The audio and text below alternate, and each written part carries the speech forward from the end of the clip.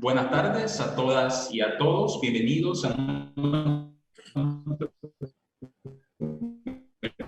conversatorio y todo un conversatorio organizado por el canal UDCTV y el Instituto Internacional de Estudios del Caribe de la Universidad de Cartagena. Mi nombre es Orlando de Ávila Pertús, investigador del instituto.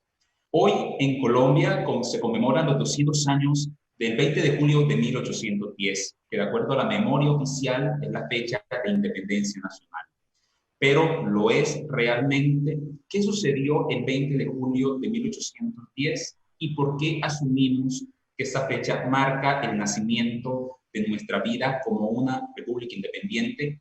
Para responder a esta y otras preguntas tenemos un panel de especialistas que nos ayudarán a entender qué se esconde detrás de esta conmemoración y cómo podemos analizarla en una perspectiva regional. Entre nuestros invitados e invitadas tenemos a Raúl Román Romero, que es doctor en Historia de la Universidad Pablo de Olavide en Sevilla y profesor de la Universidad Nacional de Colombia, sede Caribe. También contaremos con la presencia de Félix Girú, doctor en Historia de la Universidad de Costa Rica y profesor de la Universidad de Panamá. Y por último tenemos a Camila Perochena, doctora en Historia de la Universidad de Buenos Aires y profesora de la Universidad Torcuato Di Tella, que por demás creadora de este podcast, del cual me declaro fiel seguidor de la banda presidencial. Entonces, la dinámica del conversatorio será que vamos a arrancar con una pregunta individual para cada uno de los ponentes y luego una pregunta general que deberán responder entre todos. Luego pasaremos, por supuesto, al conversatorio, a la charla con la audiencia, a los cuales agradecemos su presencia en nuestro conversatorio. Comenzaremos entonces con Raúl Román, que como les dije es profesor en la Universidad Nacional de Colombia, sede Caribe. Durante el siglo XIX se estableció el 20 de julio como la fecha conmemorativa de la independencia nacional. Pero ¿qué pasó realmente ese 20 de julio de 1810 en Santa Fe? Y sobre todo, ¿qué no pasó ese día? ¿Cómo el establecimiento de esta fecha como parte de los mitos fundacionales de la República terminaron silenciando otras fechas celebradas en otros lugares del país? Le recuerdo a Raúl que va a contar con 10 minutos para su respuesta.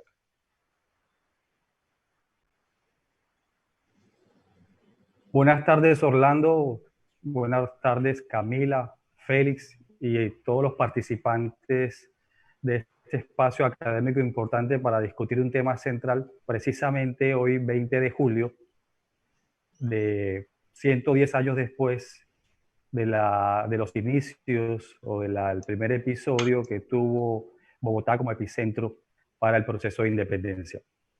Bueno, yo creo que hay una gran discusión hoy desde las regiones sobre la primacía o la hegemonía que ha ejercido durante los últimos 100 años el 20 de julio de 1810 como la fecha de la independencia de Colombia.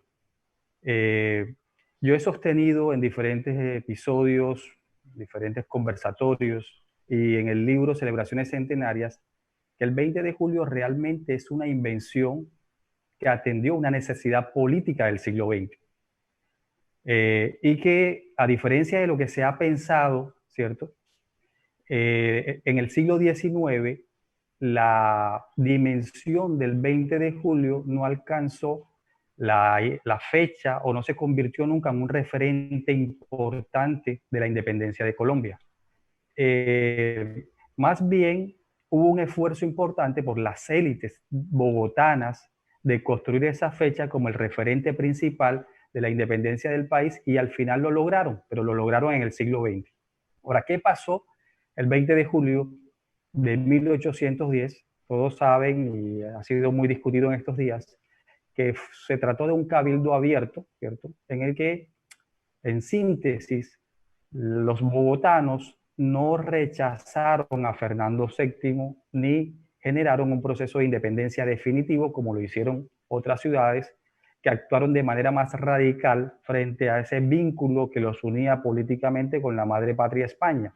Entonces, esto ha llevado a muchos a retomar todo ese cuestionamiento contra el 20 de julio, sobre todo a propósito, o en este marco, digamos mejor, de los bicentenarios de la independencia que se están celebrando a partir del año anterior, y que arrancó con la otra fecha importante, que es la fecha de la batalla de Boyacá, o el 7 de agosto, en la que, digamos, se ha supuesto que se acaba la independencia definitiva. Pero, y que es el complemento ideal del 20 de julio como fecha de independencia. Entonces, yo lo que creo es que el 20 de julio, precisamente, y defendiendo esa tesis, se construye en el siglo XX. Se construye porque hay una necesidad política importante, ¿verdad? Y se da en un momento muy particular en el que el país ha sufrido un duro golpe a su dignidad patriótica y a su unidad nacional.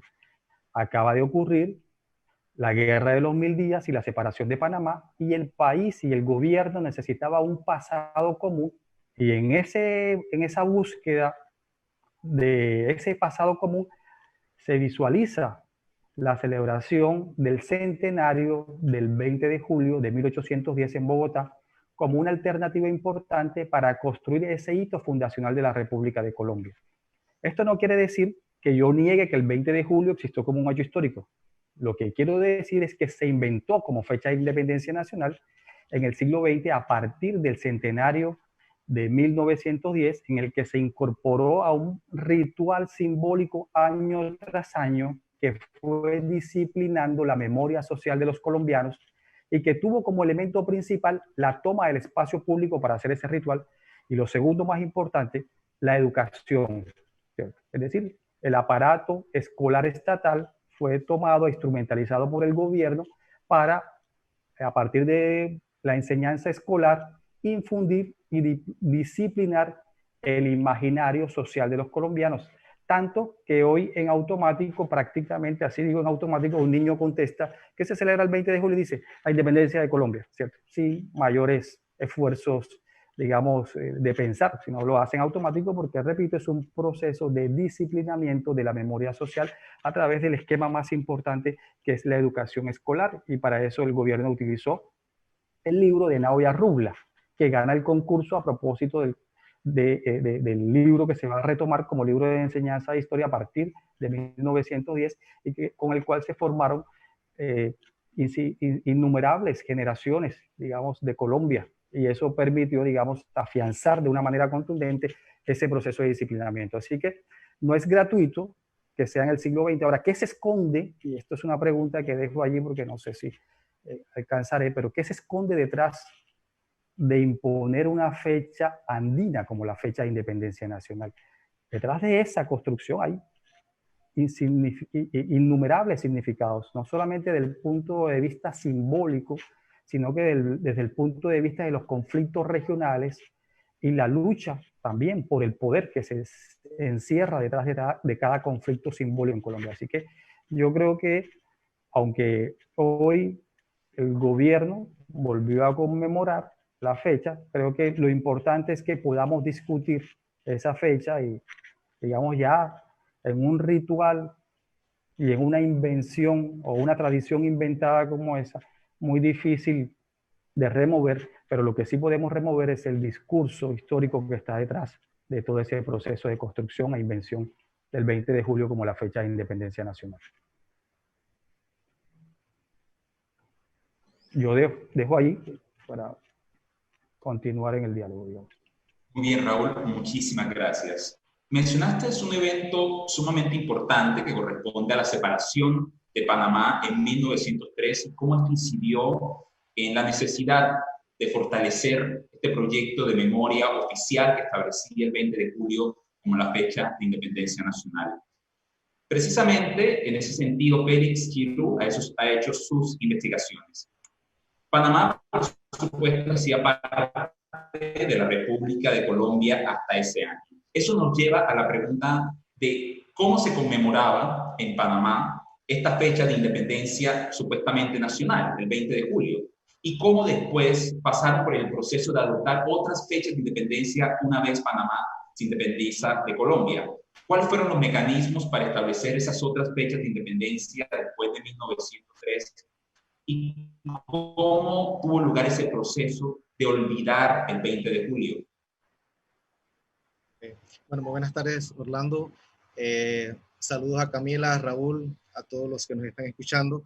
Bueno, en primer lugar, muchísimas gracias por la oportunidad que me ofrecen de conversar sobre este tema que, pues, creo que estamos colocando en la agenda porque muy poco se habla al respecto, ¿no? El 20 de julio voy a hacer mi presentación en dos formas. Número uno es qué pasa con el 20 de julio en Panamá en el siglo XIX y qué ocurre post 1903, perdón.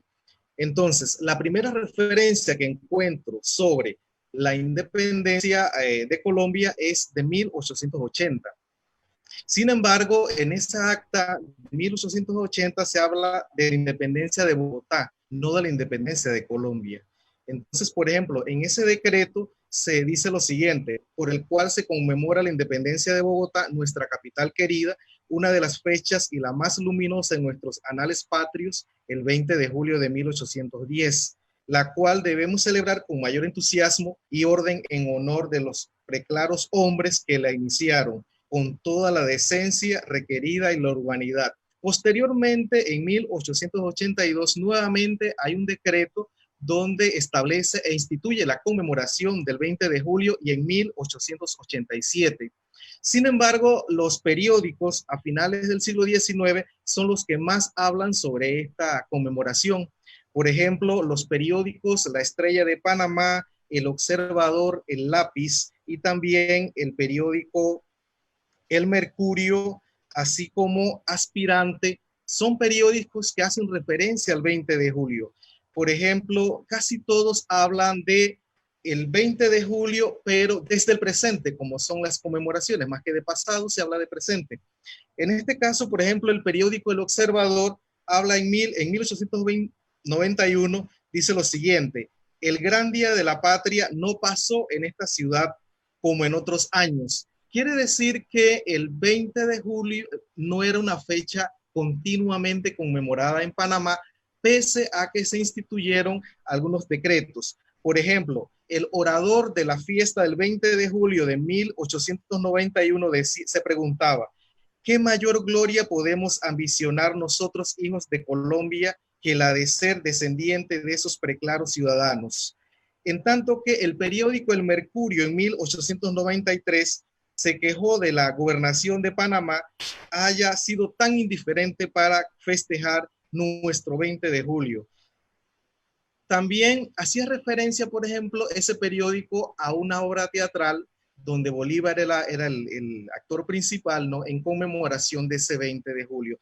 También, por ejemplo, el periódico El Aspirante en 1891 tomó el 20 de julio como una crítica a Rafael Núñez y lo llamaba el monarca Núñez, en tanto que en 1892 describía el ritual seguido en esa fecha. Por ejemplo, el Batallón Colombia, la presencia del Batallón Colombia, como la participación de los bomberos. Entonces, digamos que estos periódicos narran esos años, principalmente encuentro 1891, 92 y 93. Pero en los editoriales continuamente se hace referencia a la importancia del 20 de julio como la fecha nacional, principalmente a partir de 1890 en adelante. En tanto que La Estrella de Panamá, el 20 de julio, hace una advertencia que hay densas brumas, decía el periódico, sobre el presente colombiano en relación a la Guerra de los 1000 días. De manera tal que estos periódicos hablaron continuamente del presente de Colombia, hacían referencia a todo ese pasado de 1810 hasta 1890, hacían referencia a ese pasado, pero a la vez advertían sobre los peligros del presente de Colombia. Pero obviamente hay un quiebre, ¿no?, a partir de 1903, que es una fecha que debe caer en el olvido. Entonces, he tomado 3 ejes para hablar de este 20 de julio posterior a 1903. Es una fecha que tiene que obligatoriamente cae en el olvido, sale de las fechas cívicas de Panamá. Entonces, pero hay una cosa interesante. Colombia no deja de ser noticia el 20 de julio en la prensa panameña. Casi todos los periódicos le dedican el editorial a Colombia. En ese sentido, he tomado 3 fechas, 1910, porque el gobierno panameño hace un decreto ejecutivo en homenaje al centenario de la independencia del virreinato de la Nueva Granada. Y decía ese decreto, o decía el editorial, perdón, al final, que la nueva centuria sea la antítesis del pasado y que sea, pues, de paz, orden, prosperidad y libertad para Colombia. En tanto que en 1914, rescato este año por dos razones. Uno, porque en ese año Colombia y Estados Unidos están firmando el Tratado Thomson-Urrutia, por el cual Colombia debería reconocer a Panamá, o reconoce a Panamá, perdón. Y también en ese año se forma en Panamá un comité que se denomina a sí mismo el Comité Patriótico Juvenil. Y este comité solicita o exige a las autoridades municipales prohibir a la colonia colombiana conmemorar el 20 de julio y que no se pudiera pasear la bandera colombiana por las calles de la capital. Entonces, digamos que las autoridades panameñas prohíben, las autoridades capitalinas prohíben, municipales prohíben la conmemoración del 20 de julio. Luego, en 1924, los periódicos hacen énfasis en el 20 de julio porque en ese año, pues finalmente Colombia reconoce a Panamá justamente unos días antes del 20 de julio. Y entonces Eusebio Morales, un destacado político panameño de la época, decía que en esa fecha, el 20 de julio o el 20 de julio de este año, 1924, ya tiene profundos afectos en el corazón de los panameños, ya que no existen rencillas, ya no hay distingos y la vieja patria de Santander se ha unido a Panamá en un fuerte abrazo de reconciliación, saliendo un pacto de amistad ante el gobierno de la Casa Blanca. Colombia, nación hermana, que más que ninguna otra vigila nuestros pasos hacia la civilización, siente nuestros dolores y se prepara el triunfo de la raza latina. Digamos que ese es un mensaje que publica Eusebio Morales, un político importante de inicio del siglo XX en Panamá. Pero antes de terminar, quisiera rescatar que si bien el 20 de julio no lo encuentro como una conmemoración regular o anual en Panamá, sí es el 28 de noviembre, que es el Día de la Independencia de Panamá de España. Entonces, el 28 de noviembre sí se instituye como una fecha del Departamento de Panamá que casi no encuentro un año de 1871 que se hace un decreto, se aprueba un decreto, perdón, el 11 de enero de 1871 que establece cómo debe conmemorarse esta independencia. Entonces, esa es una fecha regular en el Departamento de Panamá y encuentro pues casi anualmente en los periódicos y también en documentos de archivo pues todo ese ritual que comúnmente conocemos como toque de campanas, las dianas, el iluminado de los edificios, también pues los corrida de toros en el caso de Panamá y la participación de desfiles y demás. Es muy importante y con esto termino, es que recuerden que si bien no se conmemora el 20 de julio, en Panamá se instituye o se establece la zona del canal donde los estadounidenses tendrán una población civil y militar y allí comenzará la conmemoración del 4 de julio, de manera tal que allí hay un juego de fechas pues que es de todo un interés muy importante, ¿no? Pues termino esta primera parte con esta breve observación. Bueno, Félix, muchas gracias por tu intervención. Seguimos con Camila. La independencia de Argentina se conmemora el 9 de julio. Este día, en 1816, el Congreso General Constituyente de las Provincias Unidas, realizado en Tucumán, declaró la independencia absoluta del Yugo español. A diferencia de lo que sucedió en Colombia, este hito fundacional no tuvo lugar en la capital, sino en una ciudad ubicada a más de 1000 kilómetros de Buenos Aires. Y lo que se conmemora es precisamente un congreso que se hizo con el fin de limar las asperezas entre Buenos Aires, que era la capital, y las provincias. ¿Podríamos decir que esto demuestra que en Argentina se forjó una memoria nacional más influyente que en Colombia? ¿O por el contrario, detrás de esta conmemoración existían intenciones deliberadas de hacer un uso político de la historia? Bueno, respondería a varias cosas. En primer lugar, casi todas las conmemoraciones implican un uso político de la historia. Pero el caso argentino tiene algo particular, bueno, en realidad lo tienen varios casos, y por eso quiero hacer una breve referencia a lo que pasó en el territorio del Río de la Plata, básicamente para los que por ahí no conocen tanto el proceso, y es que nosotros conmemoramos 2 mitos fundacionales, es decir, tenemos 2 fechas de cumpleaños para conmemorar. Una es, como muy bien vos dijiste, Orlando, el 9 de julio de 1816, que es cuando se produce la independencia de las Provincias Unidas de Sudamérica. Pero la otra fecha que conmemoramos siempre es el 25 de mayo de 1810, que es cuando se produce la revolución, ¿no? ¿Qué diferencia hay entre una y otra fecha? Porque esto también nos va a ayudar a entender las batallas por la memoria o las importancias que diferentes gobiernos le han dado a cada una de estas fechas. Bueno, la primera fecha, la del 25 de mayo de 1810, fue una revolución que constituyó una junta de gobierno que gobernaba en nombre de Fernando VII, es decir, cuando se produce la revolución en Buenos Aires, y esa es una fecha muy porteña, porque sucedió básicamente acá en Buenos Aires, cuando se produce la revolución, se da en el contexto en el cual llegan las noticias al Río de la Plata de que la península estaba casi perdida y que se había conformado en la península un consejo de regencia. Entonces, lo que se forma en Buenos Aires el 25 de mayo de 1810 es una junta que va a ser leal a Fernando VII, es decir, la revolución se da por autogobierno, pero todavía ahí no tenemos una independencia. Es más, las voces de independencia en ese contexto eran muy pocas, eran minoritarias y eran muy bajitas, ¿bien? No había, nuestra revolución y nuestro proceso fue mucho menos radical del proceso Nueva Granada en ese sentido, y en eso me parece que hay una diferencia clave. Entonces, entre 1810 y 1816, el virreinato del Río de la Plata se mantuvo en una situación de ambigüedad jurídica. ¿A qué me refiero con ambigüedad jurídica? Con que teníamos diferentes gobiernos, tuvimos juntas, triunviratos, directorios, no importa, tuvimos diferentes gobiernos que gobernaban en nombre de Fernando VII. ¿Por qué en 1816 tenemos la independencia?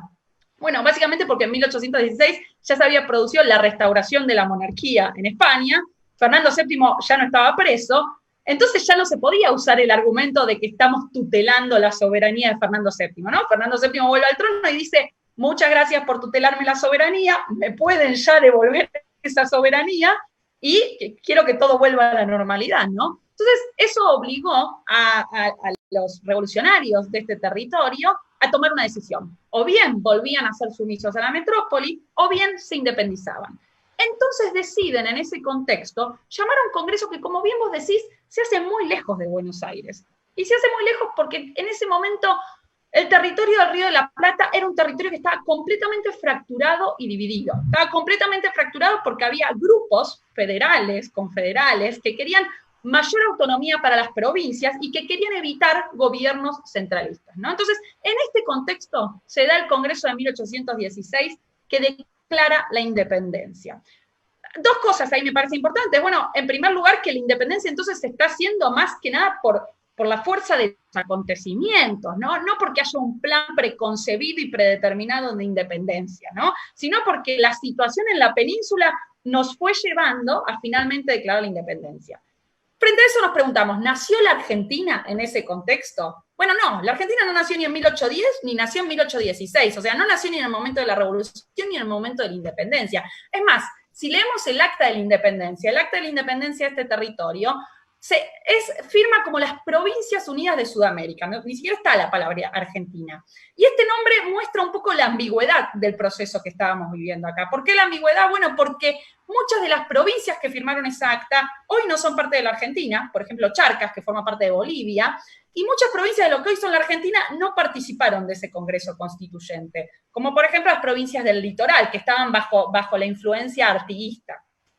Entonces, en ese sentido me parece importante marcar un poco las ambigüedades de esa acta y también los silencios, ¿no? El Acta de la Independencia de las Provincias Unidas del Río de la Plata es un acta cortita, ¿no? Si la leen tiene apenas unos 2, 3 párrafos, ¿bien? Y la historiadora Marcela Ternavasi un poco plantea que lo que hay que mirar en esa acta no es tanto lo que dice, sino lo que no dice, los silencios. Es un acta donde no se dice por qué nos estamos independizando de la monarquía española. Es decir, es un acta donde no aparecen las causas de la independencia, no aparece la idea de que la independencia es un derecho natural, no aparece la idea de que llegamos a la independencia por fuerza de los acontecimientos, por fuerza de los hechos. Tanto es así que San Martín le escribe a uno de los diputados que está en el Congreso una carta muy conocida donde le dice, bueno, me hubiese gustado que además de declarar la independencia, pongan cuáles son los justos motivos que nos llevaron a independizarnos, ¿no? ¿Por qué se produce esta ausencia de las causas en el texto de la independencia? Bueno, ahí lo que tenemos que tener en cuenta es la situación internacional, ¿no? Europa estaba en un contexto de restauración monárquica, un contexto muy conservador, y eso lleva de alguna manera, o eso lo que hace es que la ausencia de la idea de derechos, de la idea de pacto, sea una forma de evitar ser considerados insurgentes o revolucionarios en un contexto de restauración monárquica. Ahora bien, ¿cómo se recordó cómo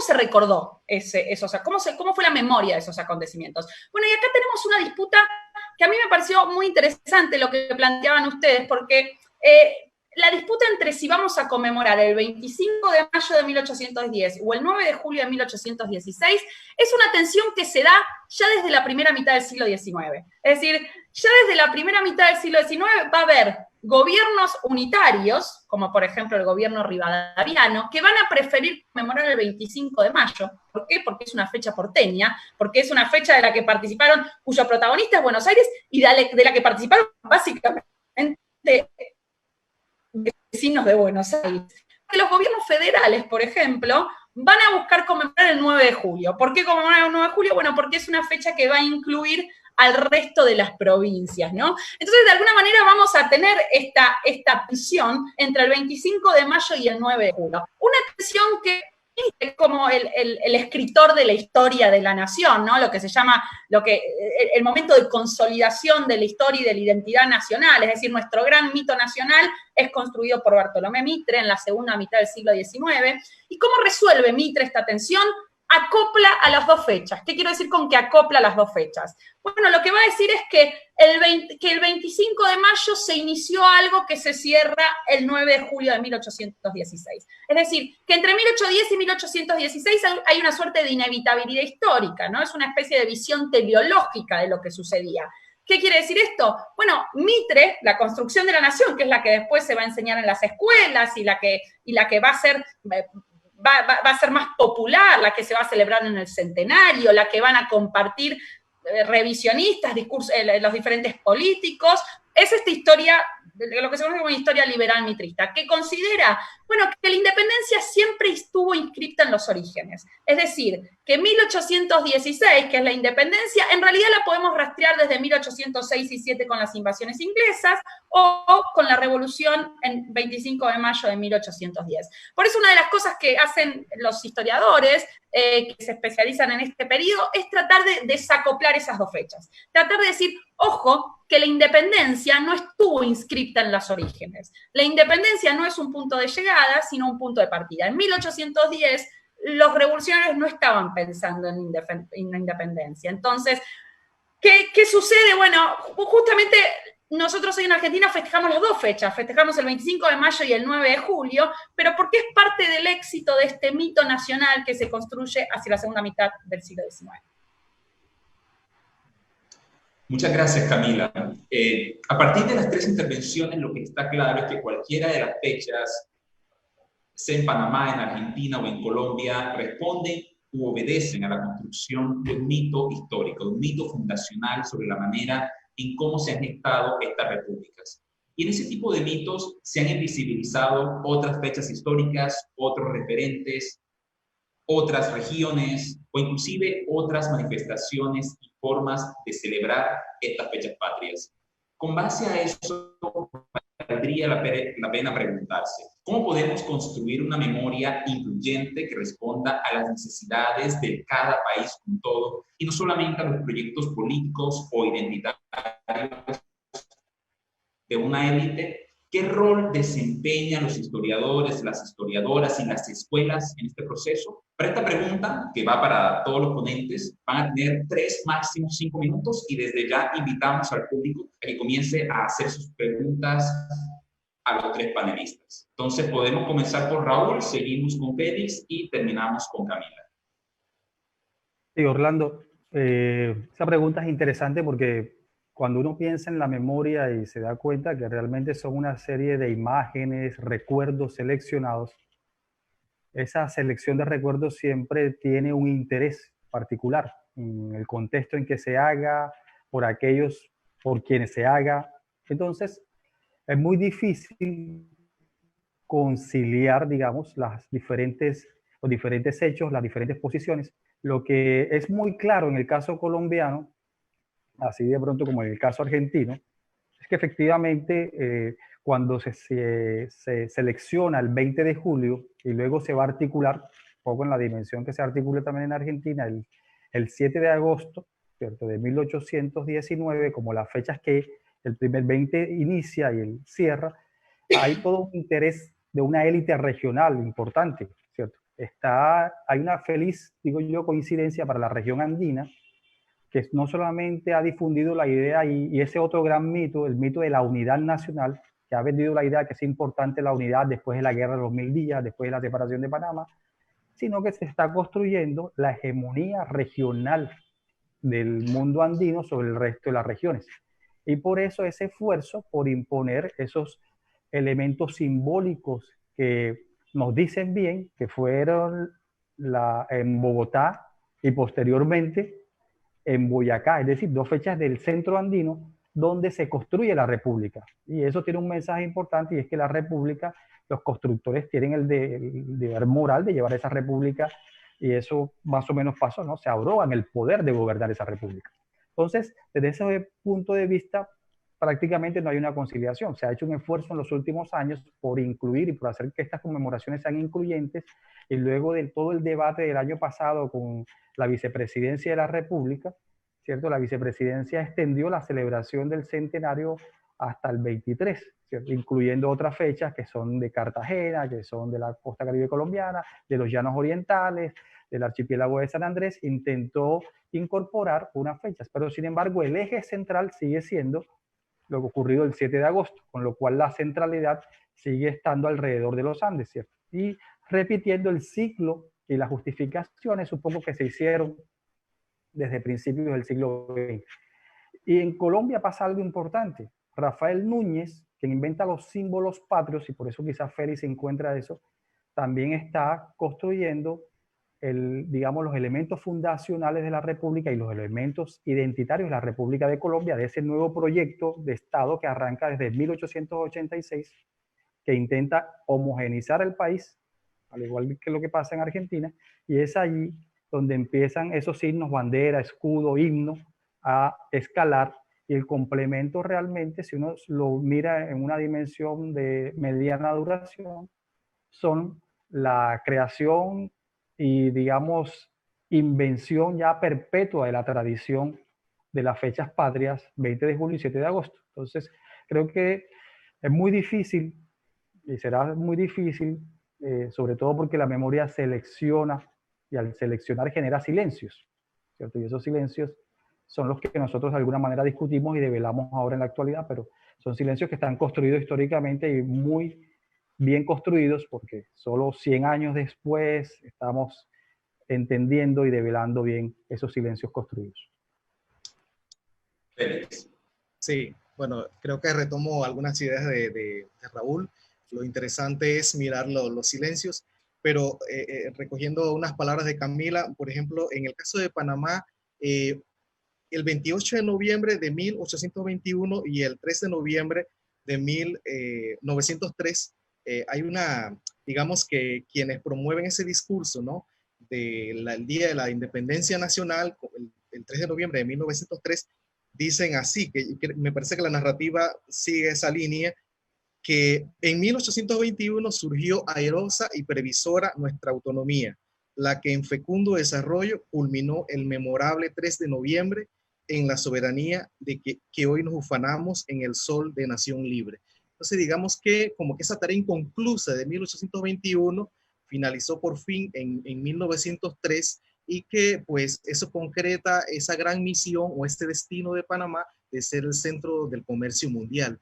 Y esa es la narrativa impuesta, digamos, y considero que está exitosa porque realmente el 3 de noviembre pues es una fecha que, digamos, que cohesiona, si es la palabra correcta, al territorio nacional. En tanto que el 28 de noviembre, ya desde 1904, 1905, algunos panameños fueron advirtiendo que el 3 de noviembre no debería opacar ese otro gran momento en que los héroes nacionales procuraron darnos una nación libre, que fue el 28 de noviembre, y ya en 1914 alguien advertía que el 28 de noviembre había caído en el olvido. Yo creo que, bueno, digamos que el papel de los historiadores panameños pues es estudiar, creo que ya pasó el centenario de la independencia de 1903, ya tenemos 100 y tantos años de ser república, y creo que es un tiempo como que debemos volver a revisitar toda esa narrativa que se ha impuesto en aquel tiempo. Por ejemplo, el primer libro de historia de Panamá de 1911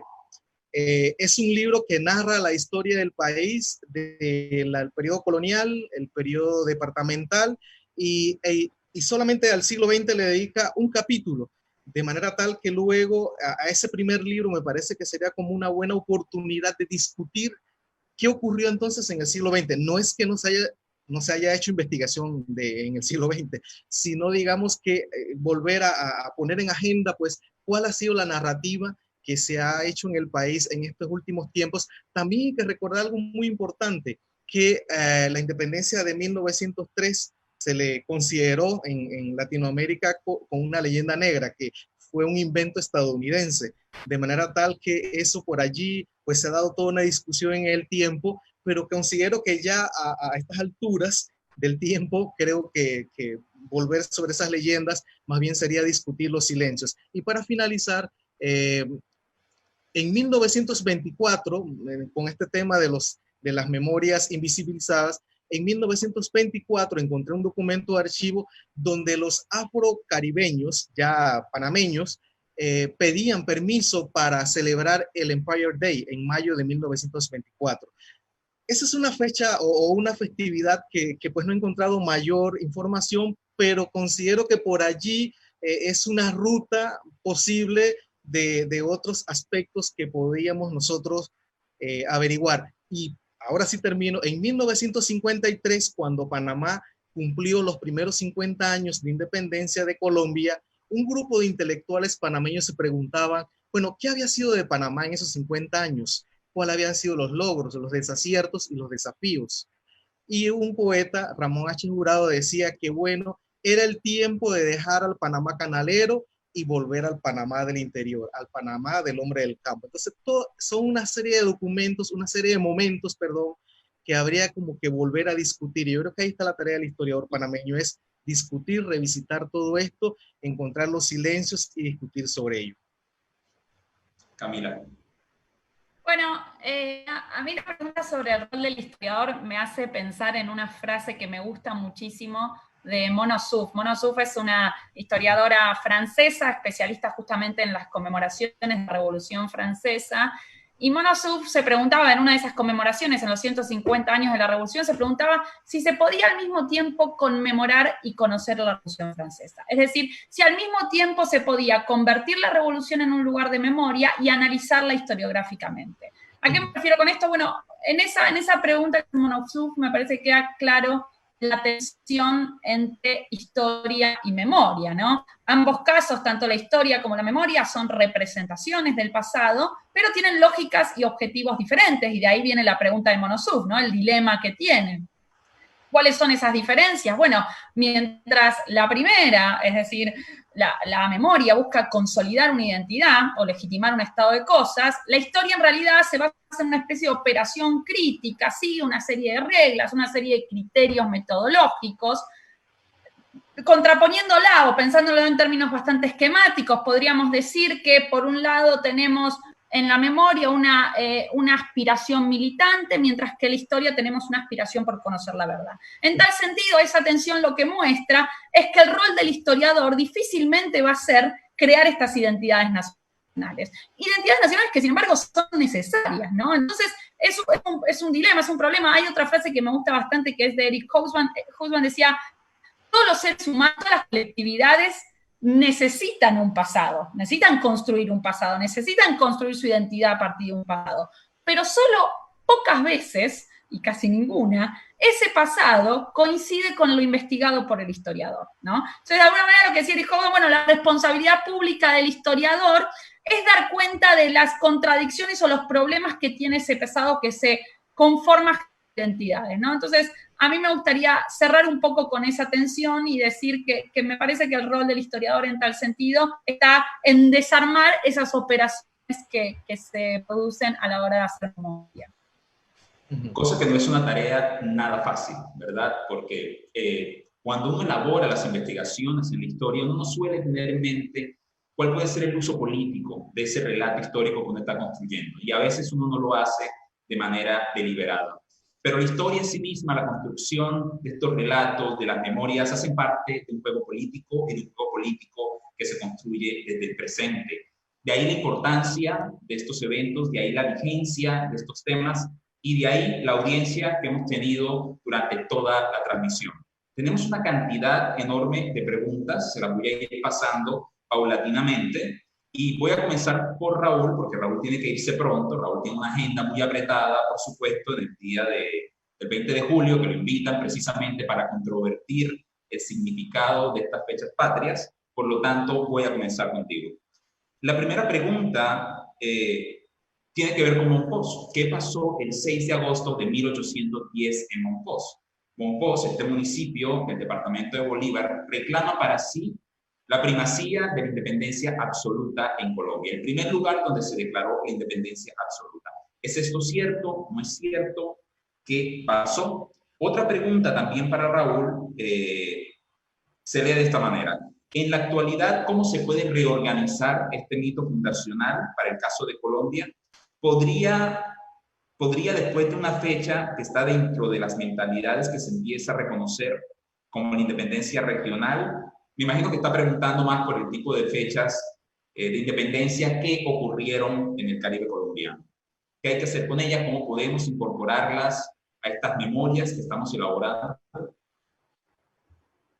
Sí, bueno, gracias, Orlando. Yo he discutido con bastante entusiasmo la idea de cómo el 20 de julio desplazó las fechas regionales del Caribe colombiano, ¿no? Entre esas, el más importante, el 11 de noviembre. Y aunque lo está en el libro y lo he consignado en varias partes, lo que poco hemos discutido es cómo se inventa el 11 de noviembre y cómo ese 11 de noviembre también genera unas exclusiones, ya no al nivel de Colombia, sino a nivel de la región Caribe colombiana. Y cómo la invención del 11 de noviembre silenció y sometió al olvido otras fechas importantes, como la del 6 de agosto de 1810 en Mompox, ¿cierto? Y porque hay que tener una cosa clara, digamos, la etapa de mientras en Santa Fe de Bogotá también se reconocía ambiguamente a Fernando VII, en Cartagena unos meses antes, unas semanas antes, se había creado una junta de gobierno con plena autonomía del virreinato o de la influencia del virrey, ¿cierto? Al expulsar al gobernador. Y ahí se crea un proyecto importante, que es un proyecto que sigue vinculado a la madre patria, sin desconocer la autoridad de Fernando VII, pero luego ese proceso se radicalizaría y vendría toda una revolución de otra naturaleza que transformaría las dinámicas de esta junta de gobierno y redactaría un acta de independencia, ¿cierto? Que construiría el Estado soberano, independiente de Cartagena, que sería el primer estado de la región Caribe colombiana y uno de los primeros estados, digamos, en el contexto incluso latinoamericano y caribeño. Entonces creo que esa magnificación que se ha hecho de esta fecha y ese esfuerzo que hace ese estado por convertirse y controlar, por ejemplo, la provincia de Santa Marta o la gobernación de Santa Marta, tiene un emblema importante de que cuando se ha rescatado la historia se ha hablado de él y se ha puesto en clave de por qué la costa no se convirtió en un estado y nos hemos hecho esas preguntas, y eso creo que ha opacado el tema de Mompox, ¿cierto? Y porque en algún momento el acta de la independencia de Mompox desaparece, pero lo que hace Mompox con acierto en ese momento para los momposinos es separarse principalmente de Cartagena, crea una independencia, pero lo está haciendo también del gobierno de Cartagena, más que de pronto en el sentido que lo crean absoluto independiente, quizá por quienes se sienten un poco oprimidos a través de este situado que recogen también de los momposinos, hace que Monpós tenga cierta antipatía por Cartagena y el poder central que ejerce Cartagena, y se separa de Cartagena. Pero como sabemos que en Cartagena se encuentran las milicias, y esas milicias van a jugar un papel clave en el sometimiento de los momposinos. Así que ese proyecto momposino demora muy poco, por lo cual no tiene un registro importante ni se magnifica en la historia nacional como se va a magnificar lo ocurrido el 11 de noviembre, cuando ya hay una constitución política para lo que era la provincia de Cartagena, ¿verdad? Y se va a reconocer como un estado de Cartagena que va a fracasar prácticamente, o va a durar durante casi 4 años, hasta que llega otra vez el proceso de reconquista del gobierno español y llega Pablo Murillo y somete nuevamente la ciudad. Entonces, eso realmente le da una magnificación al tema cartagenero, y es lo que los cartageneros defienden frente al 20 de julio. Y los momposinos también vienen defendiendo su lugar en esa memoria de la independencia, al decir que este 6 de agosto de 1810 los momposinos se separaron de España, y por eso dicen que el primer hecho importante de independencia es el momposino. Por eso las memorias son complejas, ¿cierto? Y si uno se pone a revisar también cómo se construye ese 11 de noviembre, que lo dejaremos para otra conversación, creo yo, vamos a encontrar cosas muy interesantes allí y que nos responden también la pregunta anterior, de muchas maneras en ese sentido. Así que creo que esa es la razón por la que el 6 de agosto de 1810 no toma esa relevancia importante, aunque cuando el Estado soberano de Cartagena, durante los gobiernos liberales entre 1863 a 1885, antes de la Constitución de Núñez, ahí hay un reclamo importante, y el Estado de Cartagena, una de las conmemoraciones que retoma precisamente es la de Monpós, que tiene, junto con unos héroes que son héroes propios de la vieja provincia de Cartagena, ahora en Estado soberano, ¿verdad? Tiene la autonomía suficiente para reincorporar los hechos del Estado y también sus héroes. Y eso va a ser muy significativo, porque eso va a afianzar la memoria. Y por esa razón también el 20 de julio no se impondría en el siglo XIX, porque existen esas memorias, como dijo Félix, también en el caso de Panamá, fuertes en las localidades, que es muy fuerte, que va a impedir ese triunfo temprano del 20 de julio, pese a los esfuerzos de esa élite bogotana andina que procura eso.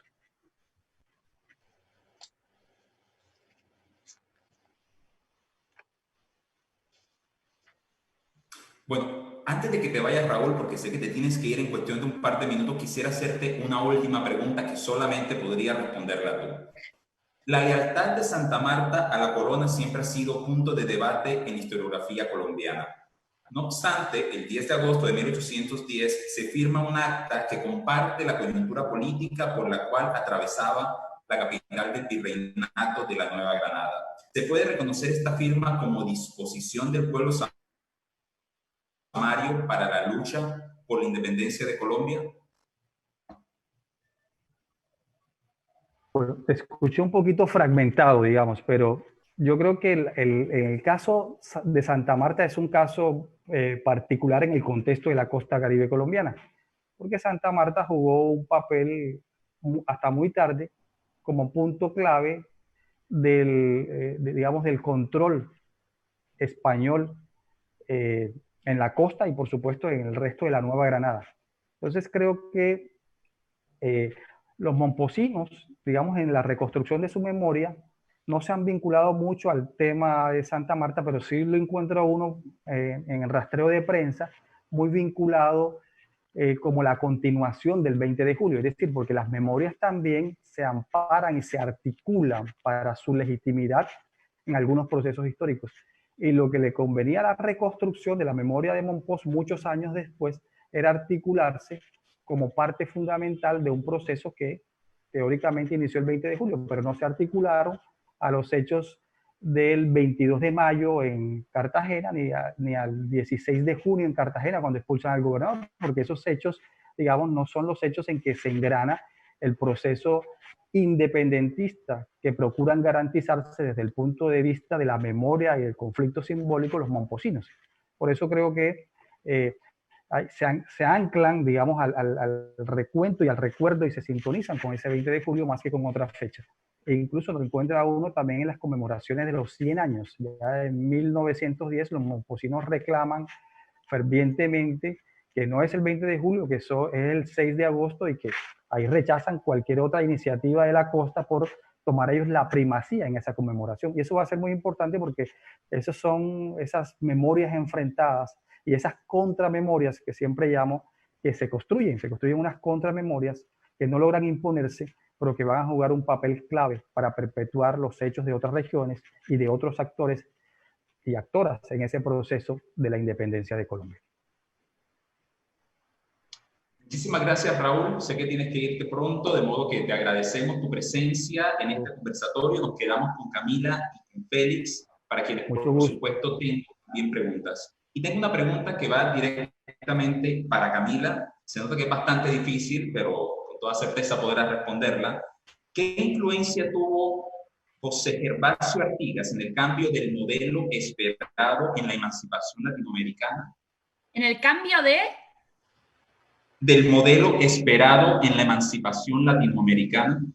Bueno, ahí la pregunta, o sea, ¿cuál sería el modelo esperado? José Gervasio Artigas tuvo una influencia muy importante en un gran debate que va a recorrer toda la primera mitad del siglo XIX en el Virreinato del Río de la Plata, que es el debate entre lo que luego se va a llamar unitarios y federales, ¿no? En el contexto en el que estaba Artigas eran los centralistas y los federales, ¿no? Y eso es un debate que ya lo podemos ver en 1800, o sea, en ese congreso que se reunió para declarar la independencia en 1816, ese congreso también se había reunido para dictar una constitución. Como dije, Artigas, es decir, los pueblos del litoral que estaban bajo la influencia artiguista no participaron de este congreso porque ellos esperaban que hubiera un mandato de confederación, es decir, que lo que se estableciera finalmente fuera una confederación. Por lo cual, ese Congreso Constituyente que se reúne sin esas provincias va a estar durante 3 años debatiendo una constitución y ahí va a tener 2 dilemas, ¿no? ¿Cuál es el primer dilema que se presenta? Bueno, si lo que vamos a establecer es una monarquía o una república. Eso es un dilema que acá en nuestro territorio, en el Virreinato del Río de la Plata, es muy importante. Es muy importante porque, a ver, no quiero meter la pata con Nueva Granada, ¿no? Pero me da la sensación que en Nueva Granada la república era más popular. Digo, acá las opciones monárquicas eran más fuertes, ¿no? Digo, la figura de San Martín y la figura digo, en Chile en el caso de O'Higgins, ¿no? Donde son figuras que claramente están a favor de la monarquía. Entonces, una de las primeras cosas que tuvo que decidir ese Congreso en cuanto al modelo de país que se quería crear, era, bueno, ¿qué vamos a tener? ¿Una monarquía o una república? Finalmente, la opción monárquica se terminó descartando y se termina estableciendo una república. Pero después, cuando se termina estableciendo la república, se abre un nuevo dilema, que es, ¿esa república va a ser una república centralista o una república federal? ¿No? Y ahí está, por supuesto, la influencia de Artigas, y de varias provincias que están buscando modelos donde las provincias tengan más autonomía. Después de varios años de discusión, en 1819 se termina dictando una constitución. Pero la constitución que se dicta en ese momento es una constitución muy centralista. Y es una constitución que termina fracasando. Es decir, las diferentes provincias van a empezar a rechazar esa constitución por ser una constitución unitaria, ¿no? Y finalmente lo que termina sucediendo en 1820 es la caída del poder central, ¿no? Ninguna de las provincias, la constitución fracasa, no es aceptada por las provincias, y no solo eso, sino que el litoral avanza sobre Buenos Aires en 1820, se enfrenta a las tropas del directorio del poder central, termina ganándole al poder central, y entre 1820 y 1853, en el territorio de lo que era el Virreinato del Río de la Plata, no va a haber ningún poder central. Es decir, lo que nosotros, digamos, es como que se invierten los papeles entre Nueva Granada y el Río de la Plata, ¿no? El momento de la década del 10, que era la década de mayor centralización o intentos de centralización en el Río de la Plata y descentralización en Nueva Granada, se invierte a partir del 20. A partir del 20, este territorio va a ser un territorio completamente fragmentado, y en eso obviamente la influencia de Artigas fue clave, mientras que el territorio de Nueva Granada no. Espero haber respondido. Sí, por supuesto, claro que sí. Gracias por resolver nuestra duda. Tengo otra pregunta también para ti, Camila. ¿Qué similitudes encuentras tú entre Colombia y Argentina con respecto a la construcción histórica de ese mito fundacional? Una pregunta difícil. En cuanto a la construcción del mito fundacional, Bueno, a partir de lo que estuve escuchando, me parece que hay una similitud muy importante y es el rol que tiene el centenario en ambos países, ¿no? Acá en el centenario se termina de consolidar ese mito fundacional que se viene construyendo desde la segunda mitad del siglo XIX. No sé bien qué rol tuvieron los historiadores de la segunda mitad del siglo XIX en Colombia, por eso no quiero hablar de eso. O sea, no sé bien, sé que acá, o sea, lo que pasó en el territorio argentino fue que esos mitos fundacionales se venían construyendo desde la segunda mitad del siglo XIX y se consolidan en el centenario. En ese sentido, el rol del centenario es en ambos, del periodo centenario, es en ambos casos un rol fundamental, ¿no? Y me imagino que también el rol del bicentenario. Yo trabajo básicamente con los bicentenarios, pero digo, los bicentenarios también fueron momentos de revisión de esos pasados. ¿En qué sentido se revisó ese pasado? Bueno, en el caso argentino se revisó para oponerse a la memoria que se había construido en el centenario. Es decir, ese mito fundacional del centenario trató de revisarse y de presentarse como oposición en el caso de los gobiernos kirchneristas del bicentenario. No estoy segura cómo fue el proceso en el caso colombiano, ¿no? Bueno, gracias Camila por tu pregunta. Ya te iba a hacer una pregunta que iba justo en ese sentido, quizás después podemos ahondar un poco más en eso. Hay una pregunta para Félix, y esto tiene que ver con el hecho de que Panamá pasó por 3 poderes, no sé si coloniales, diferentes entre el siglo XIX y el siglo XX. Pasó por un poder colonial español, por una dominación que no sé si podamos definir o no como colonial, que era Colombia, y después por una relación de colonialidad disfrazada con respecto a los Estados Unidos. En cada una de estas 3 dominaciones hay fechas o hitos importantes que hablan de la liberación de Panamá. Actualmente, a tu parecer y según tu lectura, ¿cuál es la fecha que más se impone en el imaginario de los panameños y de las panameñas? Ok, yo pienso que, bueno, considero que la fecha, definitivamente la fecha nacional de Fundación Nacional es el 3 de noviembre de 1903. Sigue siendo, a mi parecer, la fecha más importante del país. Recientemente hubo una propuesta no recuerdo si era historiador o cuál sería su disciplina, de considerar la fecha del año 2000 como otra fecha de independencia, porque es el momento en que los Estados Unidos pasa el canal, el canal y todas las áreas adyacentes a Panamá, de manera tal que es como la culminación de esa condición colonial de Panamá con respecto a los Estados Unidos. En estos momentos considero que el 3 de noviembre sigue siendo una fecha de mucha relevancia. Por ejemplo, el 31 de diciembre del 99, cuando el canal pasa a Panamá, sí, se hizo toda una conmemoración y demás, o todo un evento allí, pero digamos que no trascendió. La fecha que continúa conmemorándose en el país es el 3 de noviembre como la fecha nacional. También el 28 de noviembre, pero con menos relevancia, perdón, que el 3 de noviembre. El 3 de noviembre sigue siendo la fecha de mayor importancia. Hay algo importante también que hay que recordar, es que el próximo año es el bicentenario de la independencia de Panamá de España. Hay voces ya que hablan sobre el evento. De hecho, el presidente recientemente en un mensaje decía que para salir de la crisis había que crear como un plan bicentenario, ¿no? O sea, sería como ya, digamos, se comienza a retomar esta festividad. Entonces, partiendo del 13 de noviembre, lo que sí hace falta, por escuchar a Camila, con los comentarios de Camila, es que nosotros ya pasó el primer centenario de 1903, pero considero que hace falta, por todos los estudios que he visto de Argentina, de Colombia, sobre los bicentenarios y bicentenarios sobre todo, nos hace falta todavía esa discusión histórica de, pues, qué es el 3 de noviembre y las narrativas, cómo se impuso esta fecha, y no tanto cómo se impuso, sino digamos que por qué trascendió esta fecha en el calendario nacional. Aunque esa respuesta puede ser fácil, pero sí me parece que hace falta todavía una discusión histórica sobre cómo Panamá conmemoró ese primer centenario en 2003, de manera tal que eso pueda dar pie, pues, a una serie de discusiones a lo largo del siglo XX, y justamente en esa condición colonial que tuvo Panamá al convertirse en un protectorado estadounidense muy temprano, desde 1903. Muchas gracias, Félix.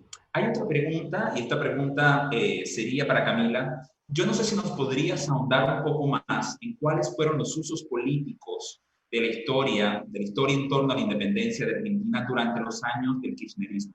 Sé que es el tema que has trabajado y me gustaría que ahondaras un poquito más en eso.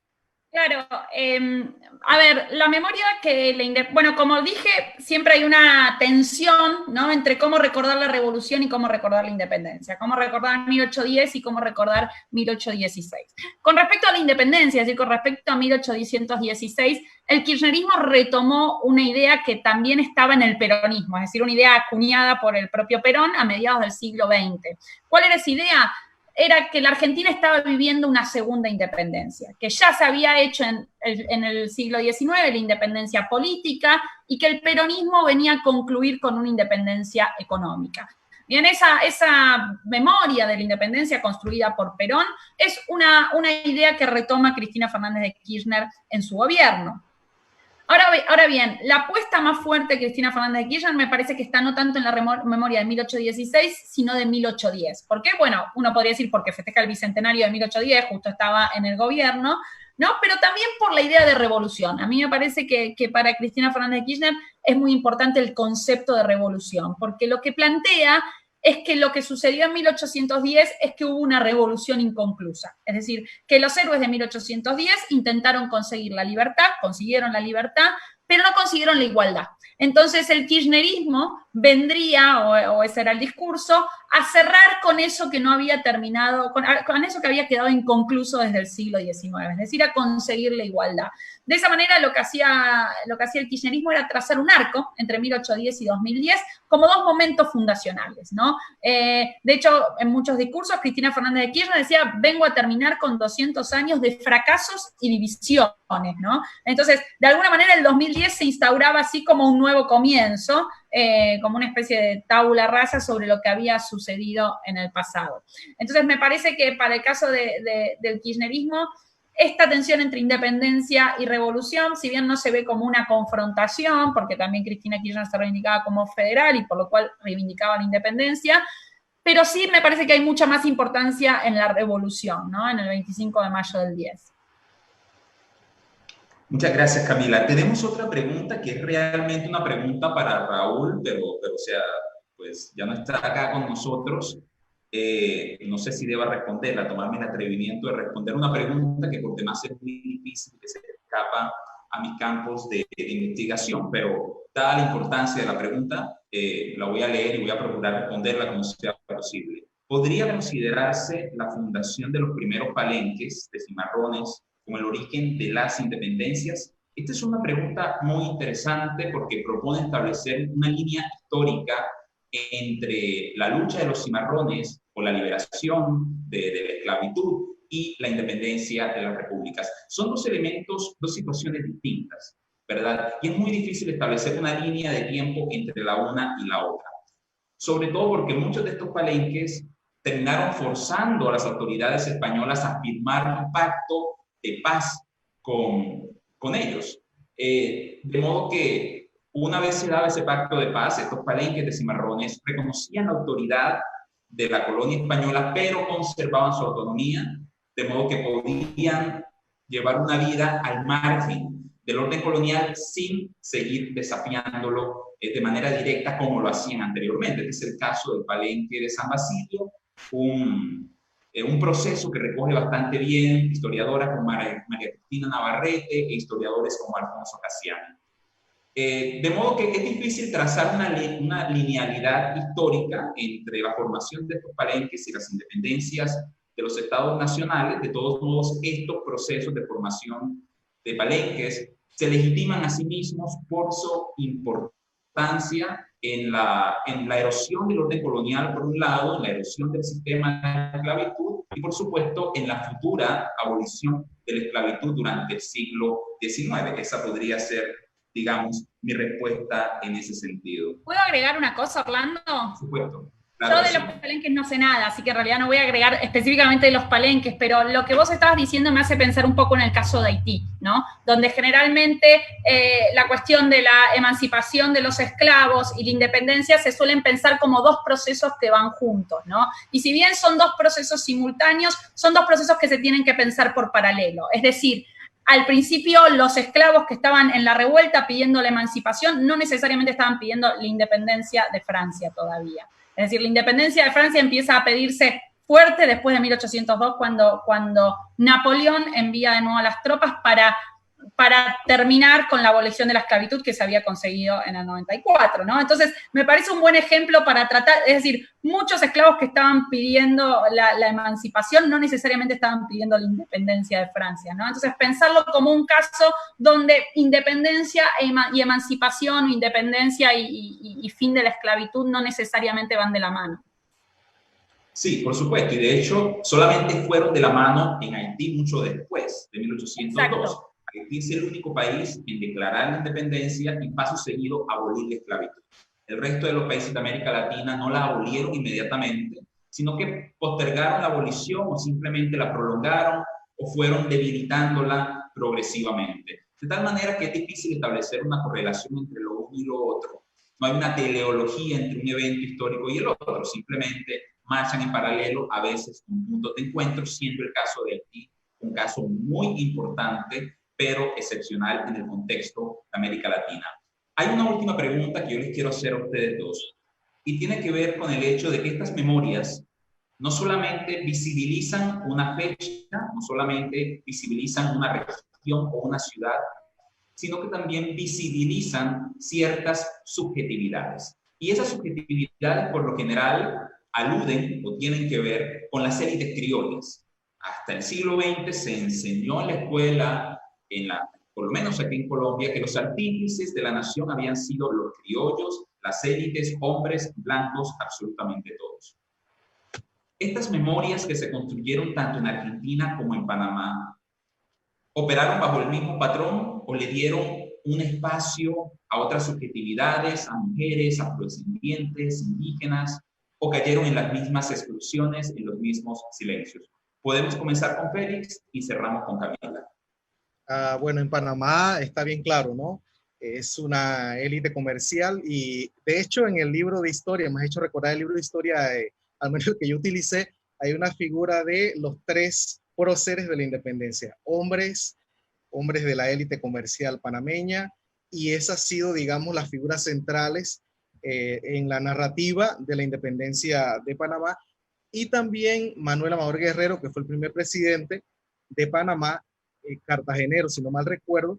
Entonces, de manera tal que esos son, el 13 de noviembre se narra como estos próceres, José Agustín Arango, Tomás Arias y Federico Boyd, que no los olvido, pero es que esta gente es pues parte de esa élite, digamos que la narrativa que existe es que el pueblo apoyó, secundó la separación de Panamá de Colombia, pero quienes dirigen todo el movimiento es este grupo de panameños que amaban a la patria, ¿no? Entonces, por ahí está la narrativa. Hay un asunto interesante, Orlando y Camila, que de repente Panamá es un proceso, digamos que tardío, y uno o sea, tiene otras perspectivas. También lo que has dicho anteriormente, la presencia dominante de los Estados Unidos sobre Panamá, pues fue contundente, ¿no? Y digamos que en ese sentido la historia tiene unas particularidades, digamos.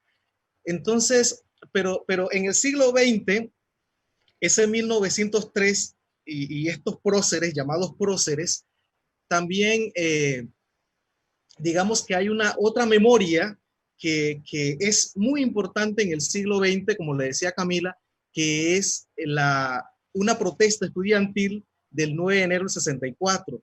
Digamos que es una fecha muy interesante. Escuchando a Camila, de pronto nos hace falta revisitarlos, discutirlos, mirar los silencios, los olvidos. Bueno, yo creo que aquí más que todo la discusión me lleva justamente a buscar o proponer líneas de investigación, porque creo que hace falta hacer esa discusión de el significado del centenario en 2003. Pero el 9 de enero de 64 constituye, digamos, como en otra fecha fundacional de Panamá. Tú hablabas de las otras, de cuántas independencias. Bueno, para muchos el 9 de enero es un punto, un antes y un después de la historia panameña. Esa protesta estudiantil que se llama el Día de los Mártires, por mucho tiempo se le llamó Día de los Mártires, y a partir del 2013 se le llama Día de la Soberanía Nacional, es una fecha que recuerda a los panameños una protesta organizada por estudiantes, y no era la primera, pero esta es la que digamos que tiene mayor recuerdo, o una de las mejor recordadas en el país, donde intentaban este grupo de estudiantes izar la bandera panameña en la zona del Canal, ese territorio ocupado y controlado por los Estados Unidos desde 1904 hasta el año 2000 prácticamente, aunque lo fue devolviendo paulatinamente del 79 en adelante. Entonces, esa fecha, digamos que es podría decirse una contramemoria a la de 1903, porque recuerda ya al joven de los barrios populares, ese estudiante panameño de un colegio público que tomó, digamos, esa fue la vanguardia de la época, ¿no? De llevar adelante ese proceso de descolonización de Panamá.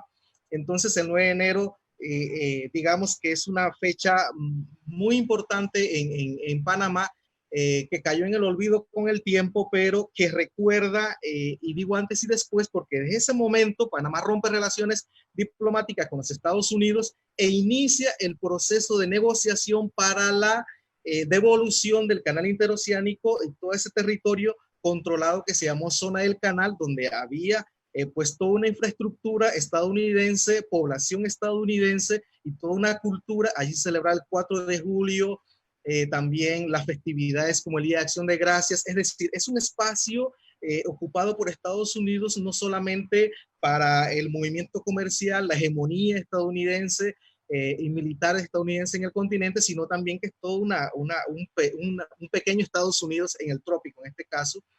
De manera tal que esa fecha del 9 de enero constituye realmente en una memoria, tal vez ya no fundacional, pero sí una memoria de la descolonización del país, que culmina ese proyecto en el año 2000. Entonces, definitivamente, creo que estuviera el centenario de la independencia de Colombia y el bicentenario son dos momentos que nos deja una gran tarea a los historiadores panameños para estudiar precisamente estos dos procesos. Pero volviendo a 1903, te digo que todavía tenemos, o les puedo comunicar que todavía tenemos libros que tienen esta figura, estos tres hombres como los grandes próceres de la independencia de Panamá de Colombia. Y yo creo que eso hay que discutirlo definitivamente. Por supuesto. Bueno. Quiero reformular, perdón Camila, la pregunta para ti porque no puedo irme sin hacerte esta pregunta. Hay una película fantástica, una película argentina, Revolución, el cruce de los Andes, con esta actuación magistral de Rodrigo de la Serna. Me he visto esta película una cantidad de veces, se la ha utilizado en mis clases, y en esta película es interesante porque visibilizan la participación de los afroargentinos en la guerra por la independencia, pero la sensación que me quedó al final es que reiteran el mito de la desaparición de los afroargentinos por cuenta de las guerras sucesivas que ocurrieron en el siglo XIX. ¿Tú crees que con la celebración del Bicentenario en Argentina se reformuló un poquito este mito y en general las subjetividades que se celebraban durante las conmemoraciones? Bueno, a ver, el Bicentenario es un momento en el cual yo creo que se tendió a casi recontra exagerar por momentos la participación de estos, sí, en el Bicentenario de la independencia, no, perdón, de la revolución, es decir, en el 2010, no en el 2016, este tema estaba presente en todos lados. Digo, si uno iba, por ejemplo, al Museo Histórico Nacional, había una sala especial de San Martín, y en esa sala especial de San Martín se hablaba del rol que habían tenido los afroamericanos dentro del ejército sanmartiniano, ¿no? Entonces esto aparecía muy fuerte.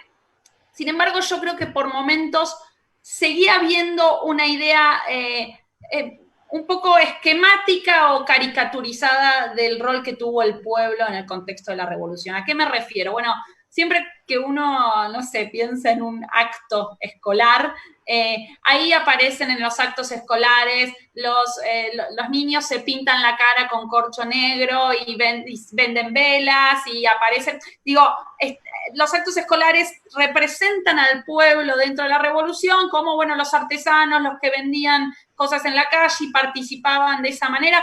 Un rol bastante pasivo el que le queda al pueblo, ¿no?, en la revolución. Afortunadamente, en las últimas décadas, la historiografía, y en especial lo ha hecho Gabriel Di Meglio, con su libro Viva el Bajo Pueblo, y diferentes historiadores que se concentran, por ejemplo, en historia militar y en tratar de ver cómo se movilizó a estos sectores para la guerra, cómo se los movilizaba también para festejos o para rituales. Es decir, en las últimas décadas se ha empezado a mostrar el rol un poco más activo, me parece, de estos sectores dentro del proceso revolucionario y dentro del proceso independentista. Es decir, no solo como objetos de esa élite criolla, sino también como personas o como sectores sociales, como la plebe, influenciando las decisiones que iba tomando esta élite criolla, ¿no? Y en ese mismo sentido, otra pregunta, ¿cuál es el lugar de la mujer en todos estos relatos? Porque, por supuesto, todos estos relatos tradicionalmente han sido relatos androcéntricos, patriarcales. ¿Hasta qué punto en estas nuevas memorias, en estos nuevos relatos, se ha incorporado la figura de la mujer? La pregunta va, por supuesto, para los dos. Félix, ¿querés empezar? No sé si... Bueno, le doy el papel perdón, le doy la oportunidad a Camila. Bueno, a ver, me parece que con el rol de las mujeres, por momentos hay un problema. ¿En qué sentido hay un problema? Realmente las mujeres estuvieron invisibilizadas durante mucho tiempo, las mujeres tuvieron roles en algunos espacios, pero no en otros. Y no tuvieron roles en otros espacios porque no tenían capacidad o espacio jurídico para cumplir ese rol. Es decir, las mujeres en el siglo XIX no eran consideradas personas jurídicas, no eran consideradas personas autónomas. Entonces, ¿qué rol tuvieron las mujeres en la revolución? Bueno, lamentablemente pudieron tener en el proceso revolucionario, digo, en la Semana de Mayo, en el contexto de la independencia, muy poco rol. ¿Por qué tenían muy poco rol? Bueno, básicamente porque no eran consideradas personas jurídicas, no eran consideradas vecinas y no se les daba participación en el espacio público. ¿En dónde tuvieron rol importante las mujeres? Bueno, obvio que hubo algunas mujeres que se destacaron en este proceso, ¿no? Mariquita Sánchez Thompson, en el caso del Río de la Plata, es muy importante, ¿no? Una mujer en cuya casa se generaban tertulias y era un espacio de sociabilidad revolucionario y moderno, con ideas de avanzada, por decirlo de alguna manera, para la época, pero era más una excepción que un caso común, el de Mariquita Sánchez de Thompson, ¿no? ¿En dónde entonces tenían rol las mujeres? Bueno, por ejemplo, en la guerra, ¿no? Las mujeres acompañaban a los soldados en las guerras, cocinaban, cuidaban a los enfermos, se quedaban en sus casas cuando los hombres iban a la guerra, mantenían esas casas, es decir, mantenían funcionando lo que quedaba de la economía en el contexto de las guerras revolucionarias, ¿no? Entonces, en esos términos, las mujeres tuvieron un rol muy, muy importante, que empieza a ser visibilizado más que nada desde la historiografía en el último tiempo, pero que a mí me parece que cuando se traslada al discurso político o al discurso público, se exagera el rol de las mujeres en el ámbito de la política, que era justamente el ámbito donde estaban excluidas, y no se le presta capaz tanto atención al rol que tuvieron las mujeres en el ámbito económico o en el ámbito de la guerra, que es donde realmente tuvieron una importancia crucial. Tu pregunta, Orlando, me lleva a otra situación. En el caso de Panamá, si vamos a 1903, la narrativa coloca a María José Amador como aquella en una estampa así, digamos, muy, ¿cómo podría ser la palabra? Toda una remembranza de la mujer, está haciendo la bandera nacional. Entonces, digamos que es una mujer que sobresale en ese contexto de 1903 como aquella, y es la mujer, es la esposa de Manuel Amador Guerrero, y esta mujer la que se encarga de confeccionar la primera bandera nacional. Entonces, esa digamos que es la mujer que sobresale en esa coyuntura. Pero también, escuchando a Camila, habría que mirar la guerra que antecede a 1903, que es la guerra de los 1000 días. Y seguramente allí la mujer, en el caso panameño, tuvo una gran participación. Lo que ocurre es que faltan, me parece que estudios para ubicar a esa mujer en esa guerra que duró desde 1899 hasta 1902. Entonces, sería como revisitar este periodo.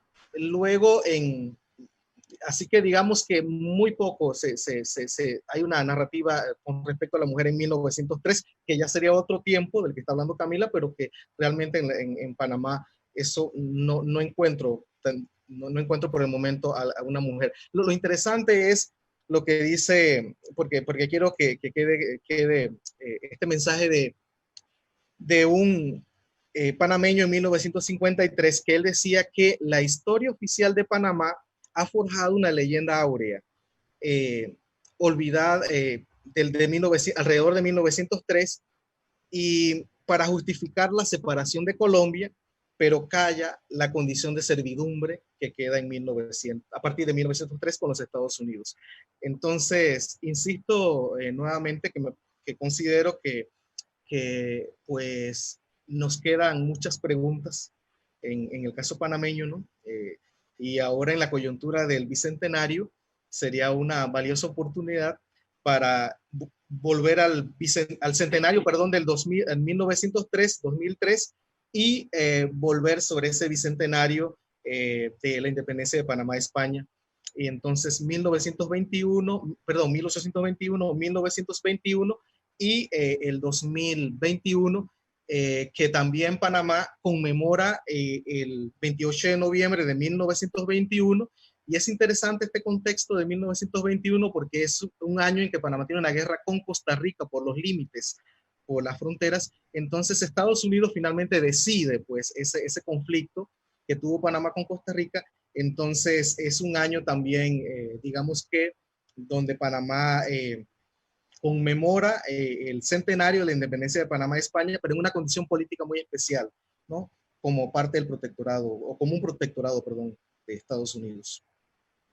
Bueno, gracias Feli por la intervención, y muy interesante. Ustedes el año próximo estarán celebrando el bicentenario de su independencia con respecto a España, y en el Caribe colombiano ya nos estamos alistando para celebrar, para conmemorar el próximo año también el bicentenario de las fechas que cerraron la independencia en Colombia y que tuvieron lugar precisamente en el Caribe colombiano. Y esta va a ser la oportunidad para repensar, para volver sobre estas fechas, sobre estos relatos, y quizás, ojalá, construir nuevas narrativas que sean más influyentes, que incluyan otras subjetividades y que reconstruyan el relato de la memoria histórica desde otros espacios, no solamente desde el centro.